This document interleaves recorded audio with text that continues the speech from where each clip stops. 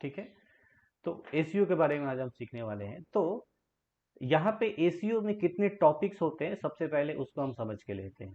ठीक है। तो टॉपिक की अगर मैं बात करूँ तो यहाँ पे मैं क्या करता हूँ, एक ऑनलाइन नोट पैड लेता हूँ। Let me take this. ठीक है। ओके। एंड यहाँ से S E O, and let me put it search engine optimization. यही होता है ना, सर्च इंजन। सर्च एसीओ का मतलब। ठीक है। एंड ये काम क्यों नहीं कर रहा है? ठीक है। Search engine optimisation. नाउ इसमें जो टॉपिक्स होता है, तो जनरली जो बाकी के जो लोग हैं जब एसीओ सिखाते हैं, so what they do, generally वो लोग स्टार्ट करते हैं ऑन पेज एसीओ से। ऑन पेज एसीओ से स्टार्ट करते हैं। ठीक है। एक्चुअली ऐसा होना नहीं चाहिए। खैर वो अलग अलग लोगों का उनका खुद का मेथड से स्टाइल है टीचिंग करने का। Okay. But what I believe, see on page SEO आप जस्ट स्टार्ट करने जा रहे हो, मतलब लाइक आप एसीओ में इन्वॉल्व हो गए हो। तो बिफोर डूइंग एनी एसीओ आपको सबसे पहले जो सीखना होता है that is topic research. Topic research या नीश एनालिसिस। एनालिसिस ये क्या होता है, पहले आपको ये बताता हूँ। टॉपिक रिसर्च बोलो या आप नीश एनालिसिस बोलो, दोनों में थोड़ा सा फर्क है, थोड़ा सा डिफरेंस है। ठीक है। तो टॉपिक रिसर्च में बेसिकली क्या होता है कि आपको रैंकिंग करने के लिए कुछ मैंडेटरी रिक्वायरमेंट्स है। ठीक है। लाइक आपके पास एक वेबसाइट तो होनी चाहिए, एंड आपकी वेबसाइट में एसीओ का जो सिस्टम होता है, एसीओ सिस्टम, वो इम्प्लीमेंट होना चाहिए। ठीक है। एंड देन आपके वेबसाइट पे कुछ क्वालिटी कंटेंट्स होने चाहिए। ओके। लाइक आप बोलोगे इसको आर्टिकल्स, या आप कुछ डेडिकेटेड पेजेस वगैरह डिजाइन करके लिए वो होना चाहिए। ठीक है। एंड आपकी वेबसाइट जहाँ पे रैंक करनी है वो है गूगल। तो गूगल और आपकी वेबसाइट में एक कनेक्शन होना चाहिए। ठीक है। ये चार चीजें चाहिए। एसीओ किस लिए करना है? ताकि आपकी वेबसाइट रैंक कर पाए गूगल पे। ना व्हाट इज द रिक्वायरमेंट? आपके पास वेबसाइट होना चाहिए, आपकी वेबसाइट पे एसीओ का सिस्टम इम्प्लीमेंट होना चाहिए कि अब लाइक, क्योंकि अगर मैं बात करूं वर्डप्रेस की, तो वर्डप्रेस में इनबिल्ड कोई लाइक काफ़ी कम सिस्टम्स है, काफ़ी कम फीचर्स है इनबिल्ड। हालांकि उसने साइट मैप वगैरह तो रिलीज किया है काफ़ी पहले। तो इसके लिए थर्ड पार्टी प्लगइन्स वगैरह यूज करते हैं, हम उसको इंस्टॉल करते हैं, उसको एक्टिवेट करते हैं, सेटअप करते हैं। तो हमारा जो वर्डप्रेस की वेबसाइट है वो एसीओ के लिए कैपेबल हो जाता है। ठीक है। ना what is the third step, आपको क्या करना होता है कि आर्टिकल्स वगैरह लिखने होते हैं, कंटेंट लिखने होते हैं, ताकि आपकी वेबसाइट रैंक करे। ना लिखने से रैंक नहीं करता, लिखने से रैंक नहीं होता। लिखने से होता क्या है कि जस्ट आप, you are just writing some articles about your industry, about your niche. ठीक है। तो लिखने से पहले ये चीजें आपको करनी है कि आपको क्या लिखना चाहिए, आपकी वेबसाइट पे क्या आप डिजाइन करो, क्या डालो, ताकि लोगों की प्रॉब्लम सॉल्व हो, ऑडियंस की प्रॉब्लम सॉल्व हो, या जो लोग जिस पर्टिकुलर इंफॉर्मेशन के बारे में सर्च कर रहे हैं गूगल पे, गूगल आपकी वेबसाइट को कंसीडर करे। गूगल आपकी वेबसाइट को कंसीडर करेगा ही ऐसा कोई गारंटी नहीं है, कर सकता है आपकी भी वेबसाइट को, अगर आप प्रॉपर एल्गोरिथम को फॉलो करते हुए आर्टिकल्स वगैरह लिखोगे। ओके। ना यहाँ पे बहुत सारे लोगों का ये भी मानना है कि ACO is all about creating great contents. लोग बोलते हैं कि बहुत अच्छे अच्छे अगर आप कंटेंट लिखोगे तो डेफिनेटली आपका जो ये वेबसाइट है वो रैंक करेगा। See this is only half half definition. वो इसलिए, आप बहुत अच्छा आर्टिकल लिख दिया, आपकी वेबसाइट ही नहीं लोड ले रही है, आपने ऑन पेज एसीओ ठीक से नहीं किया। ठीक है।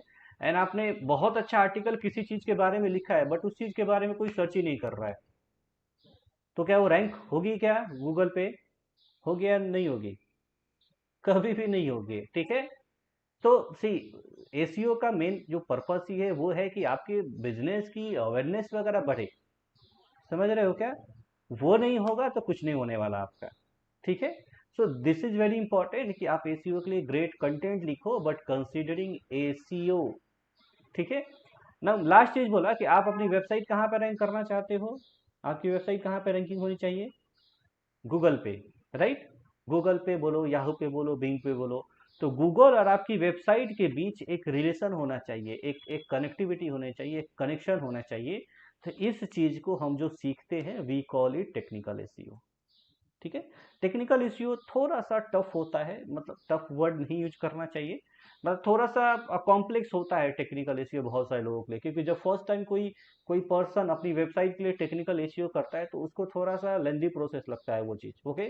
साइट को इंटीग्रेट करना, search console, Google analytics, site map, robot dot T X T, there are lots of things. तो उस चीज़ में वो पर्सन उलझ के रह जाता है। ठीक है। तो इतनी सारी चीज़ें आप लोग को क्लियर हुई? Yes, no? ग्रेट।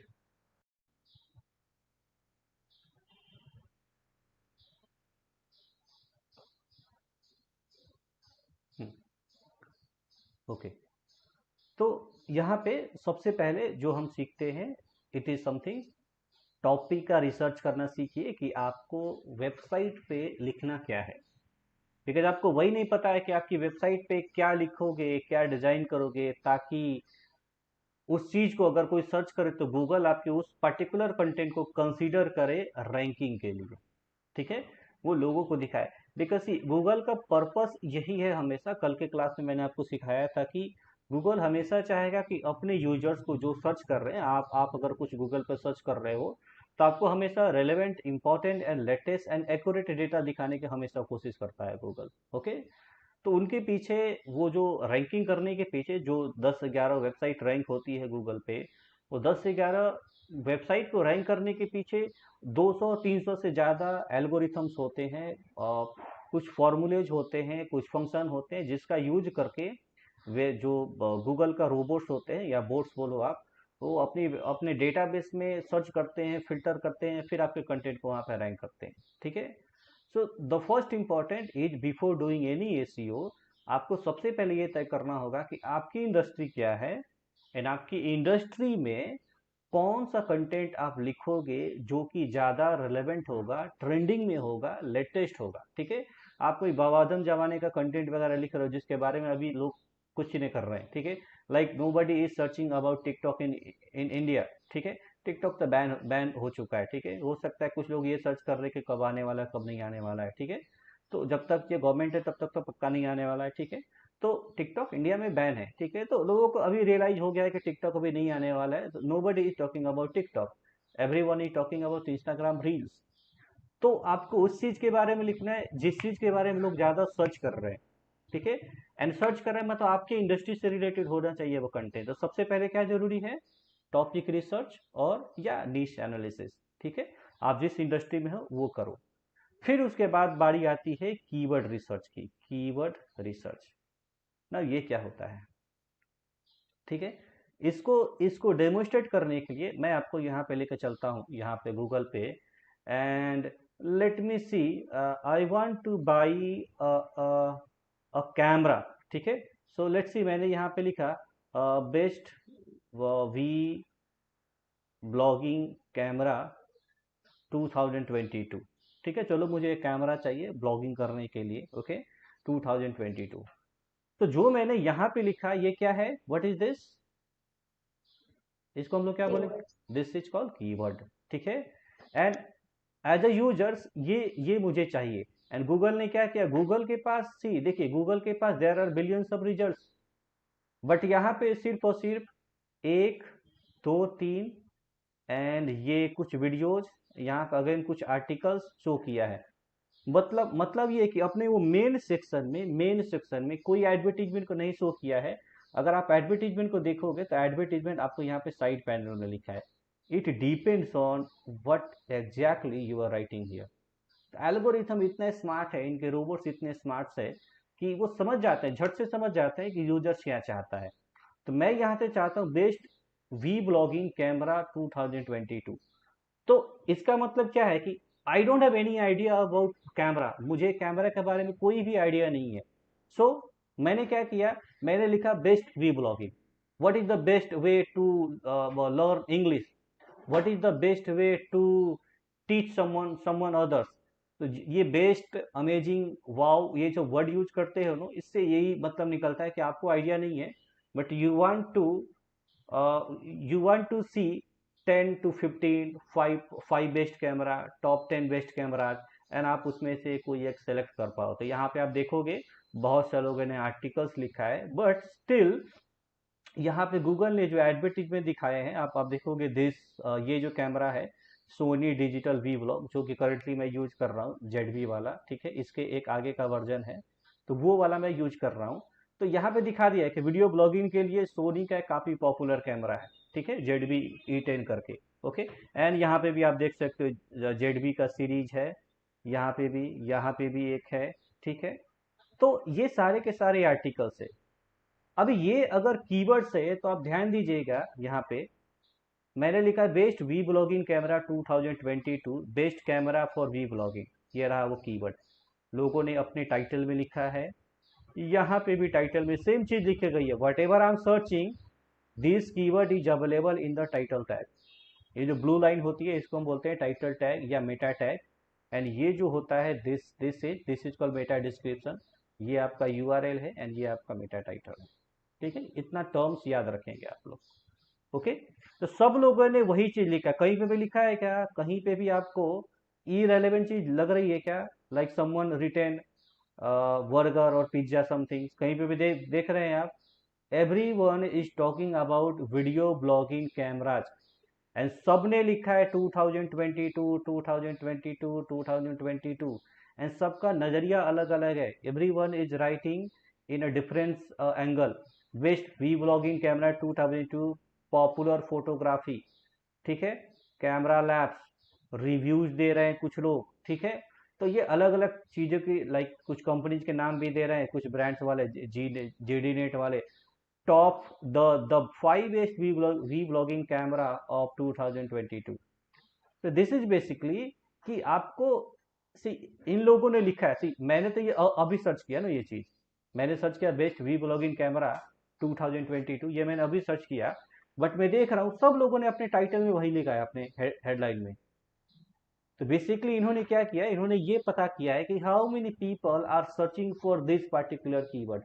अगर ये कोई सर्च कर रहा है तो उस चीज को ऊपर मैं एक आर्टिकल लिख सकता हूँ, मैं एक गाइड लिख सकता हूँ, और उस गाइड का जो हेडलाइन है सेम लिखूंगा, because people are searching this thing.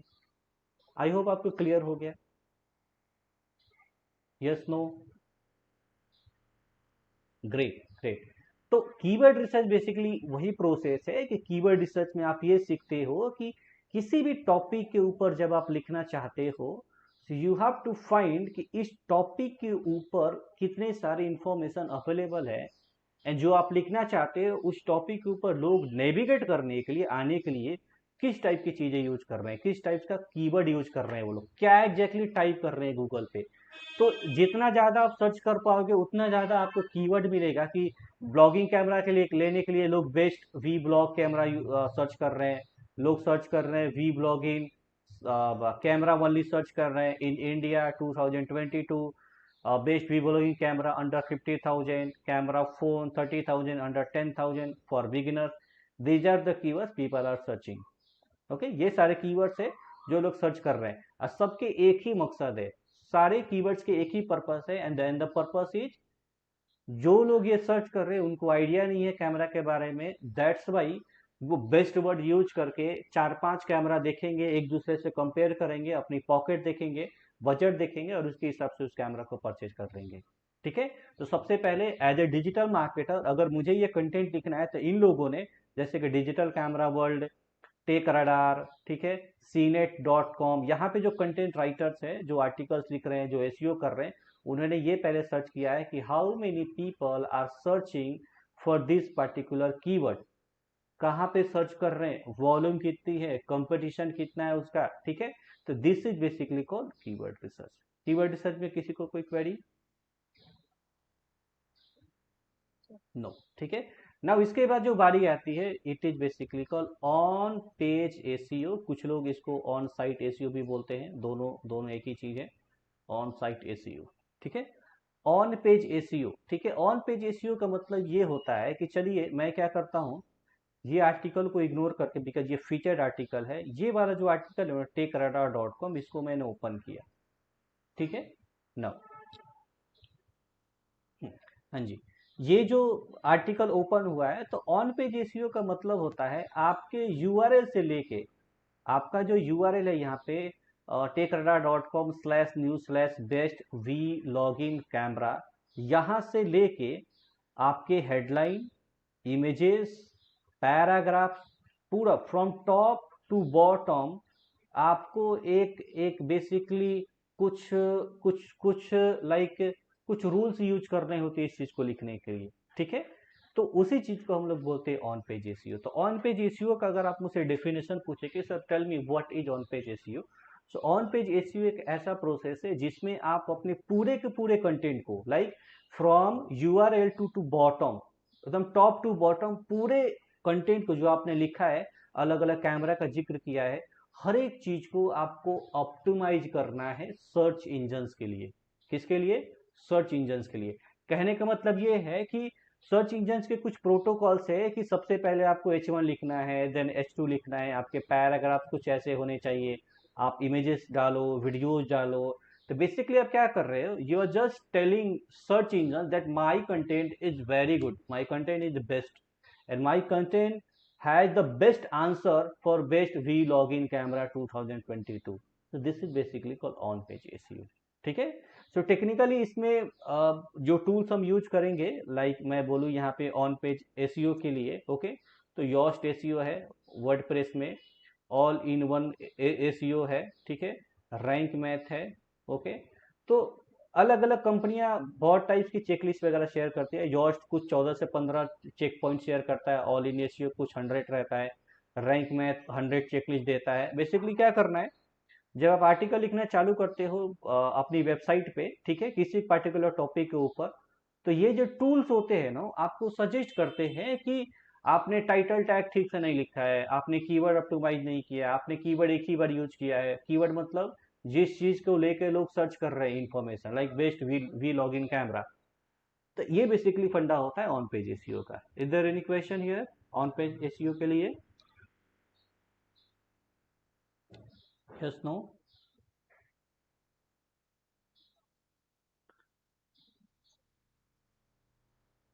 Okay okay okay, no problem. See, on page SEO का मतलब ये होता है कि जब आप कोई आर्टिकल लिखोगे, जैसे कि ये टेक रडार ने एक न्यूज लिखा है, एक आर्टिकल लिखा है, best camera for vlogging, the top choices for every budget, ये इसने लिखा है, ठीक है। तो ऑन पेज एसईओ ये बोलता है कि it is a process to optimizing your content.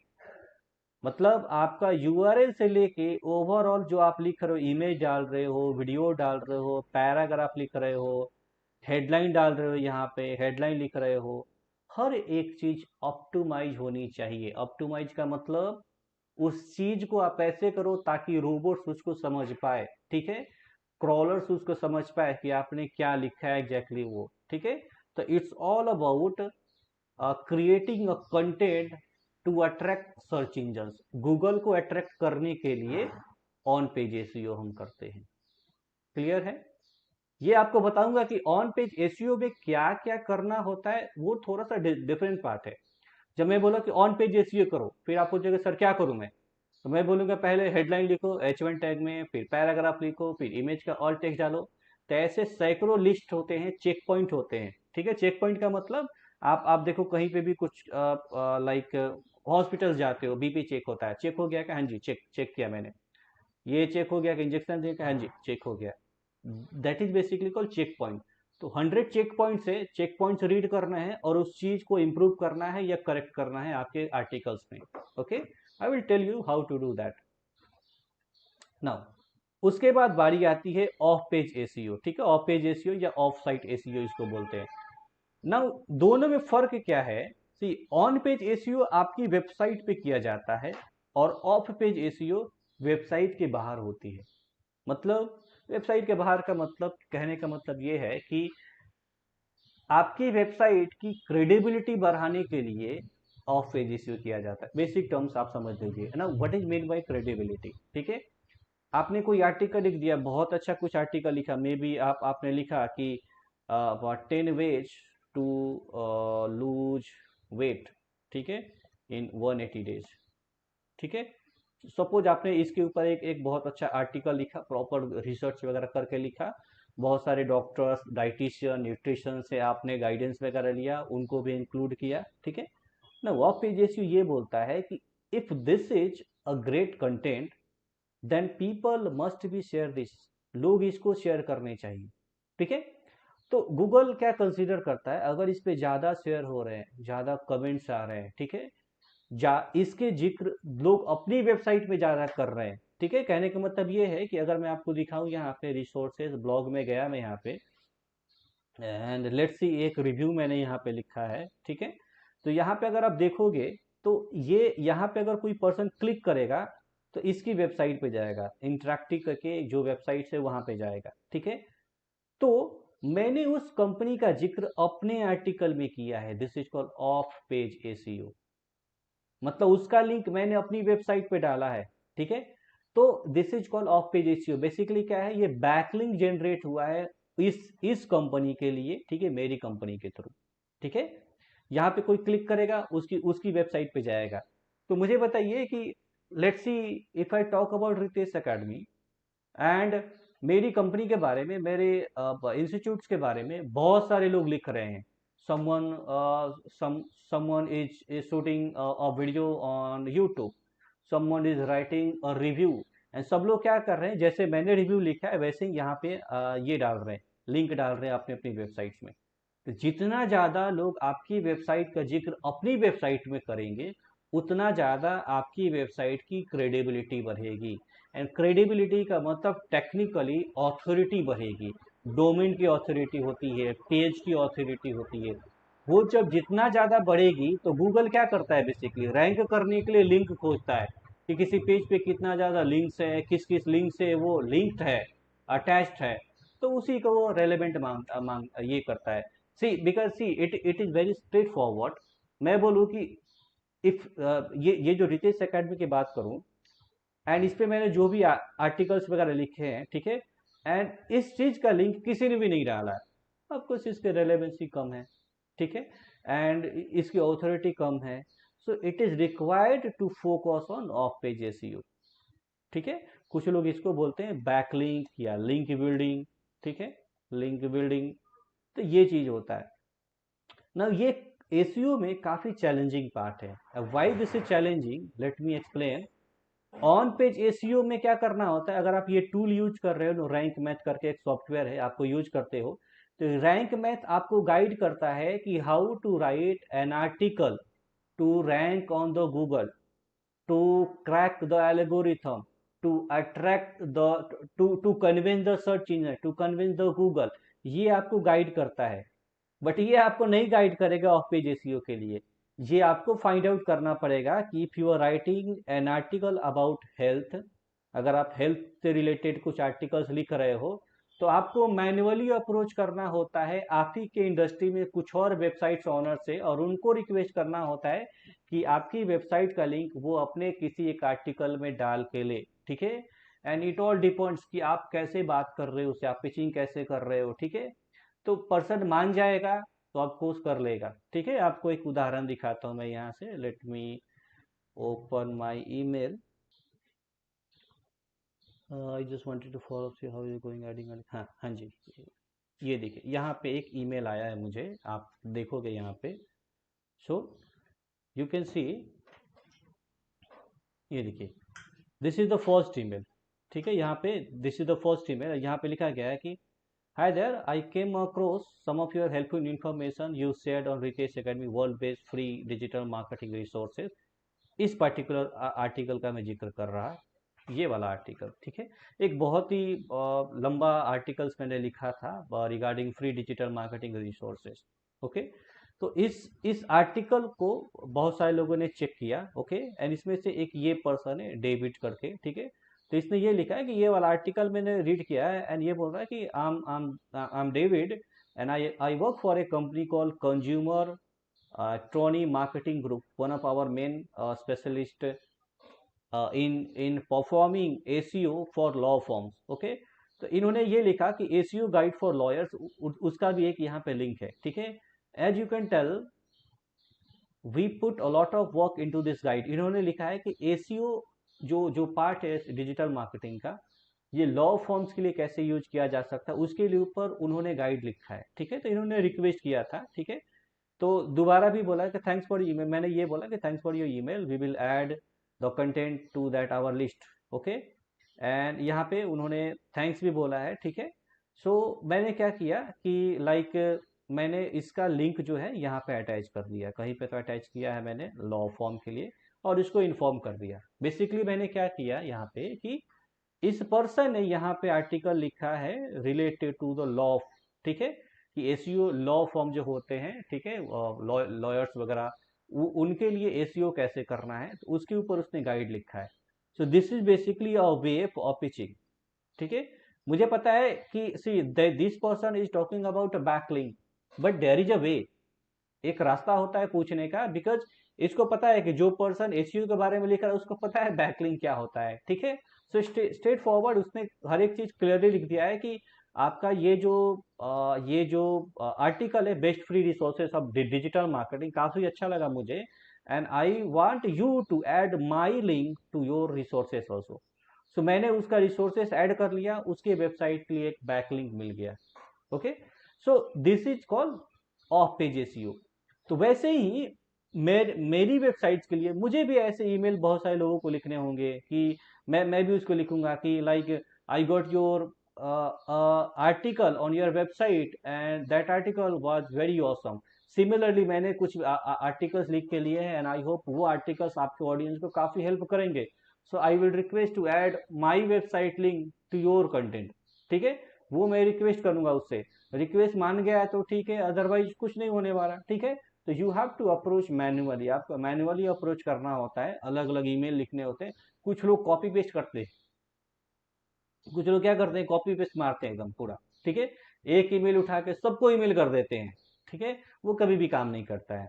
जो एसीओ में काम कर रहा है, जिसको बैकलिंक्स पता है, जिसको ऑफ पेज एसीओ पता है, उसको पता है कि आप उसको चूरन देने का काम कर रहे हो। ठीक है, वो कभी भी आपकी बात नहीं मानने वाला। बट स्टिल अगर आप उसको पर्सनलाइज मैसेज लिखते हो, ठीक है, थोड़ा सा बदल के लिखते हो, लाइक इसने लिखा है, ठीक है, कॉपी पेस्ट नहीं किया है, तो डेफिनेटली आप उस पर्सन को कन्विंस कर लेते हो, आपकी वेबसाइट की लिंक ऐड हो जाती है। ओके, तो this is called off page SEO. यहां तक क्लियर है सबको?